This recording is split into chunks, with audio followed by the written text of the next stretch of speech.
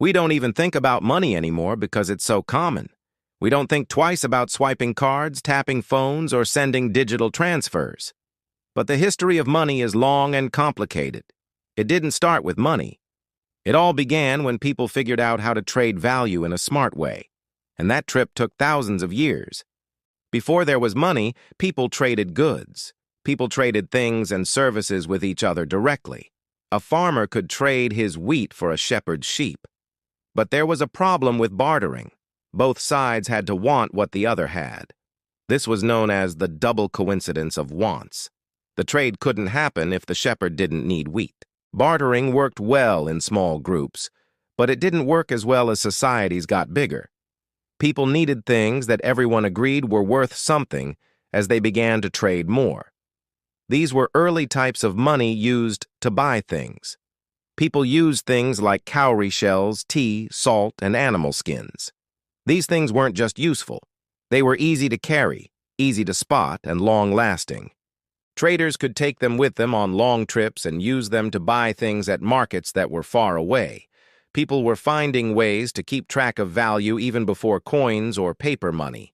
In Mesopotamia, around 3000 BCE, people used clay tablets to keep track of debts and trades.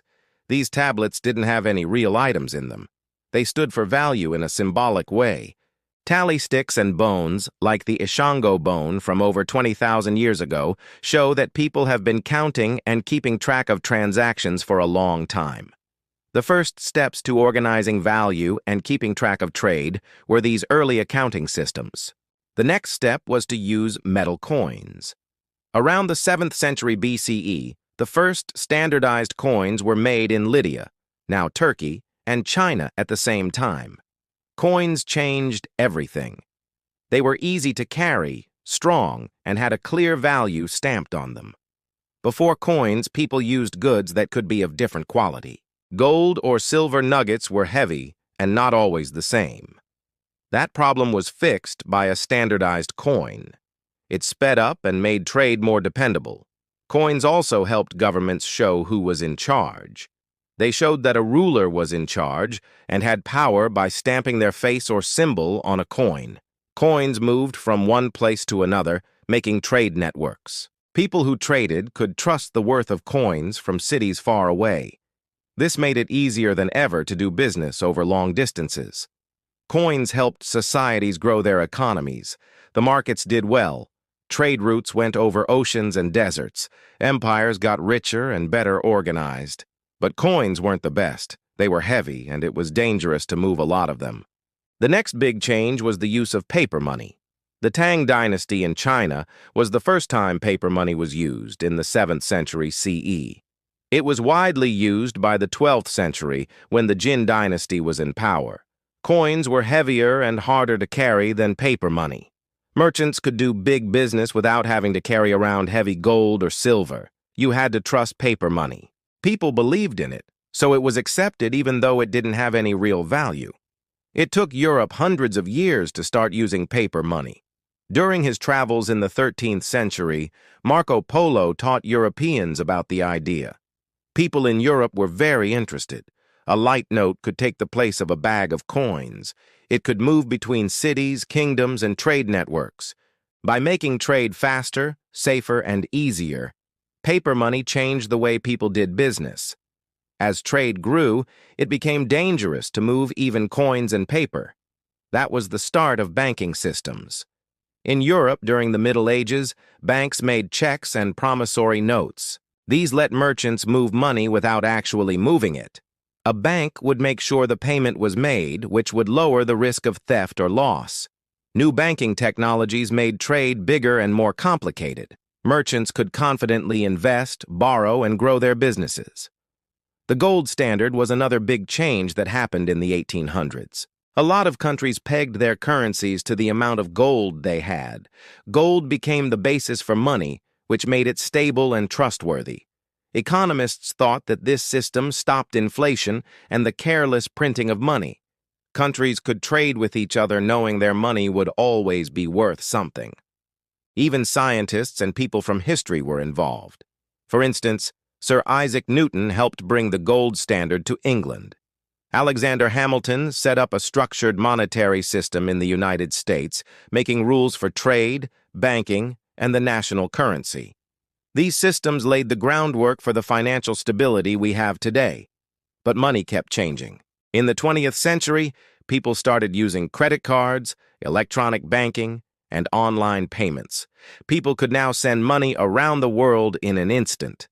Instead of carrying coins and bills around, people now use digital systems. Trade was more efficient than it had ever been. Cryptocurrency was probably the biggest change in the 21st century. Satoshi Nakamoto made Bitcoin, the first decentralized digital currency, in 2009. Bitcoin doesn't need banks, governments, or middlemen to work. It made a system where trust, security, and scarcity are all part of the code. Bitcoin and other cryptocurrencies are changing the way money works and pushing it into new areas. Every step in the history of money shows how people wanted to make trade easier, safer, and more widespread. Every new idea fixed problems that came with the last one. Coincidence limited bartering. Commodity money was easy to carry, but it wasn't always the same. Coins had a set value. Paper notes made things easier. Banking made things safer. The gold standard made people trust each other. Digital systems made transactions happen right away. Cryptocurrencies brought about decentralization. Important people changed the course of history along the way. The first coins that were all the same were made by the Lydians. Chinese inventors made money out of paper. Marco Polo brought paper money to Europe. Sir Isaac Newton was instrumental in putting the gold standard into effect in England. Alexander Hamilton set up the U.S. money system. Satoshi Nakamoto started Bitcoin, which started the digital age of money. It's important to know this history. Money is more than just a way to buy things. It shows how people live, work together, and come up with new ideas. Every time money changes shape, it tells a story about trade, trust, and technology. It shows how people dealt with problems and built systems that helped civilizations grow. Money's journey also teaches us things about how people act. It's important to have faith. Value is not inherent, it is consensual. Rules and enforcement are necessary for systems, and necessity often leads to new ideas. Without these rules, societies wouldn't have been able to grow or trade well. We are still a part of this long story today when we swipe cards or scan QR codes. Digital currencies, online banking, and blockchain are the most recent steps in a journey that started with trading grains and animal skins. We can better understand the modern economy, financial systems, and even how to manage our own money if we know the history of money. History also shows that money is used all over the world. China's new ideas had an effect on Europe. Trade networks spread ideas from Africa and the Middle East. People moved money, goods, and knowledge around the world, changing economies and societies. The story of money is about how people are connected. The main point is simple. Money changes as people change.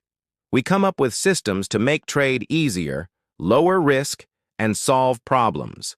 And with each step, we make the world more connected and work better. Bartering changed to coins. Coins changed to paper. Paper changed to banks. Banks changed to digital systems. And digital systems are still changing.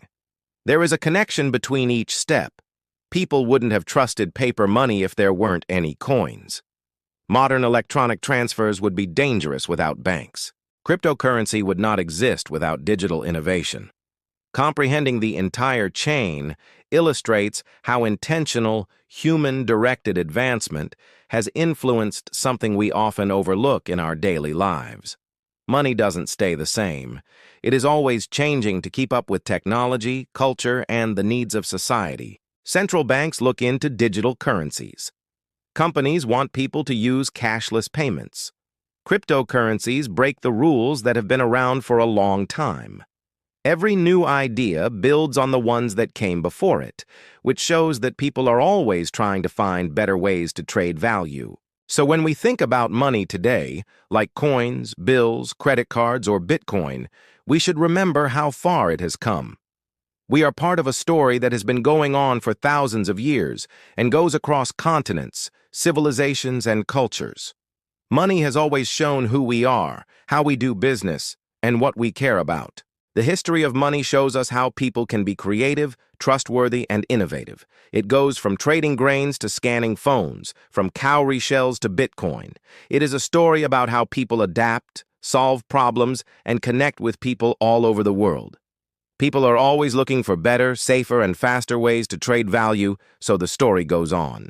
Every time we move, save, or spend money, we are part of that history. We are carrying on a tradition that started with the first trade, coin, and banknote. And who knows what the next step in the evolution of money will be. The history of money is not just about coins and bills. It's also about how people have always tried to be more efficient, trustworthy, and able to trade with anyone. And knowing this story helps us understand today's financial systems, new technologies, and the digital future that is coming. A lot has changed with money, and its journey is far from over.